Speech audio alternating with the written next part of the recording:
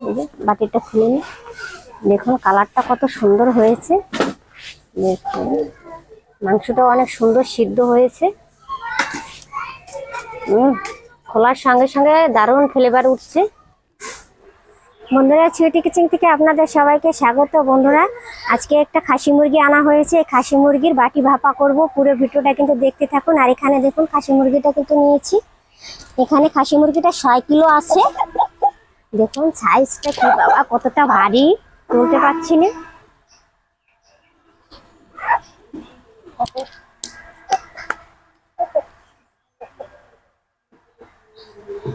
বন্ধুরা দেখুন, মূল রেসিপিতে চলে যায়, কিন্তু একে কোলে করে নিয়ে যাচ্ছে, এত ভারী। বন্ধুরা, গরম জল করে মুরগির পালকগুলো কিন্তু পরিষ্কার করে নিয়েছি। দেখুন কত সুন্দর পরিষ্কার হয়েছে। আর মুরগিটাকে কাটতেও চলে এসেছি, যে কাটা শুরু করব। আগে রানের মাংস থেকে কেটে বাদ দিয়ে নিই, অনেকটা ভারী।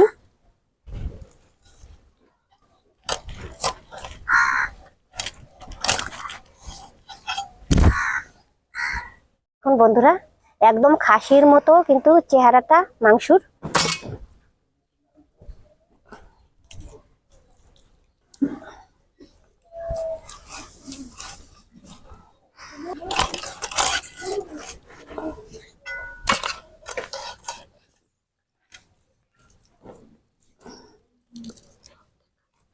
বন্ধুরা দেখুন কালারটা কত সুন্দর, ভিতরে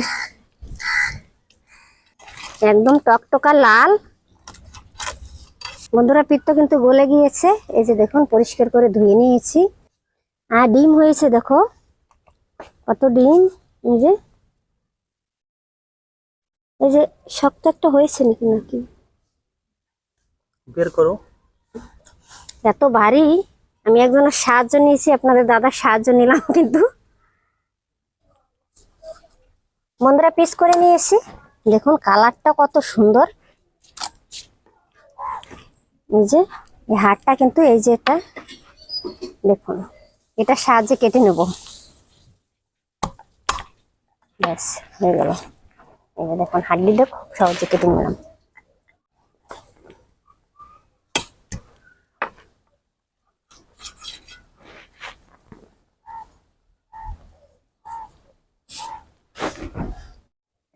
দেখুন বন্ধুরা মুরগির কতটা চর্বি হয়েছে। চর্বিতে একদম ভরে গেছে। কতগুলো মাংস হয়েছে। আর এগুলো কিন্তু আমি রেখে দেবো।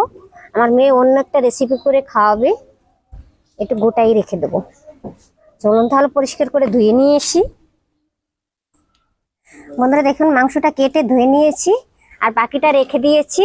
আর এখানে কিন্তু আমি রসুন ছাড়িয়ে নিয়েছি দুটো, আর কিছুটা রেখে দিয়েছি। সব 1.5টার মতো রসুন আছে এখানে। আর পেঁয়াজ একটা দিয়েছি। রসুনগুলোকে আগে টেলে নিব। এই বাটি ব্যবহার এই টিপসটাই কিন্তু ফলো করতে হবে, কারণ কাঁচা রসুন দিলে কিন্তু কাঁচা কাঁচা গন্ধ থেকে যাবে। এই জিনিসটা খেয়াল রাখতে হবে। বন্ধুরা রসুনগুলো কিন্তু টালা হয়ে গেছে। দেখুন চুকলাটা কিন্তু পুড়ে গিয়েছে। আস্তে আস্তে জাল দিয়ে আমি টেলে নিয়ে এসে নামিয়ে নেব।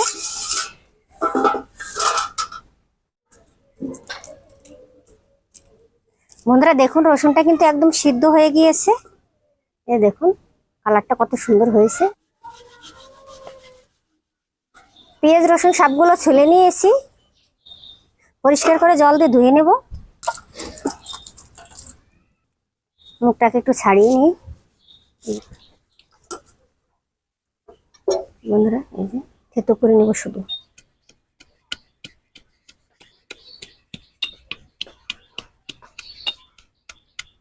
বন্ধুরা পেঁয়াজ আর রসুন কিন্তু ছেঁচে নিয়েছি। দেখুন কতটা একদম মশলা, বাটা মশলার মতো হয়ে গিয়েছে।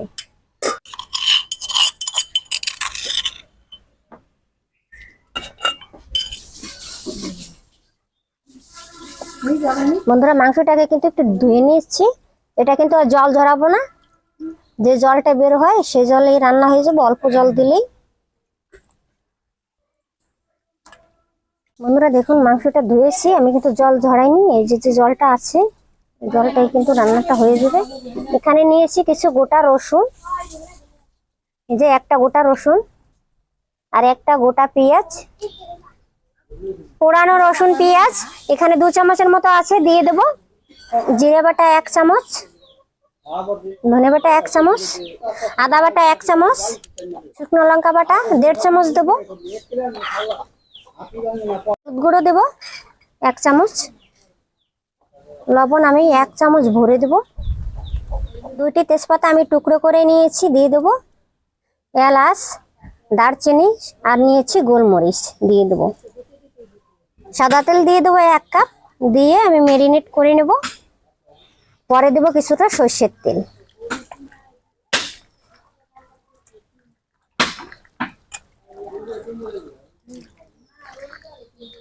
বন্ধুরা ভালো করে ম্যারিনেট করে নিয়েছি। এই বাটিটাই কিন্তু বাটি ভাপা করব, এই কারণে আমি বাটিতে সব তুলে নেব।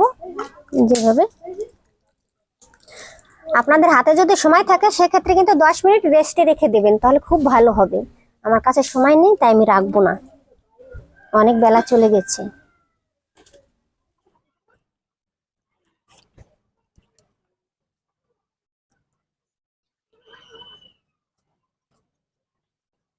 বন্ধুরা দেখুন, এই যে হাত ধুয়ে একটু জল দেবো, যেরকম ব্যাচ হয়ে গেল।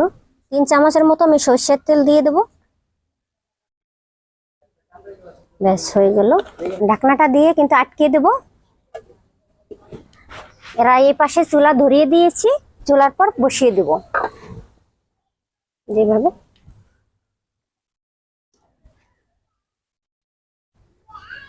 এখন আমি আধা ঘন্টা পরে কিন্তু নামিয়ে নেব, রান্নাটা একদম হয়ে যাবে আধা ঘন্টার ভিতরে। বন্ধুরা আমি কিন্তু আধা ঘন্টার কথা বলেছিলাম, আধা ঘন্টা কিন্তু রান্নাটা হয় না, এই মাংসটা অনেক শক্ত, এই কারণে আমি 1 ঘন্টার মতো রান্না করে নিয়েছি। এই যে দেখুন, এই যে বাটিটা খুলে নিই, দেখুন কালারটা কত সুন্দর হয়েছে। দেখুন মাংসটা অনেক সুন্দর সিদ্ধ হয়েছে। খোলার সঙ্গে সঙ্গে দারুণ ফ্লেভার উঠছে। নামিয়ে নিই না বন্ধুরা। এই রান্নাটা আপনারা কিন্তু কড়াইতেও করতে পারবেন যদি বাটি না থাকে। এরকম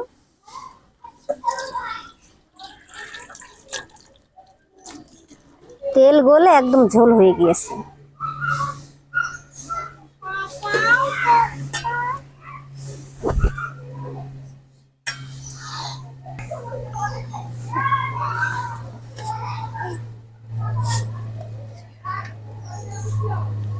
পায়েল কিন্তু ভাত নিয়ে চলে এসেছে, এখন খাওয়ার পালা।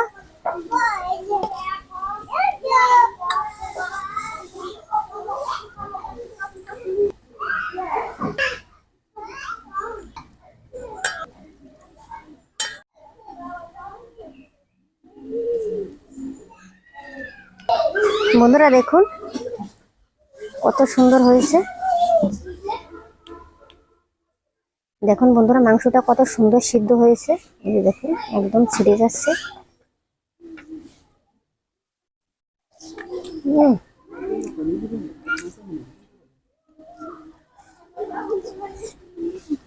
দারুণ সিদ্ধ হয়েছে।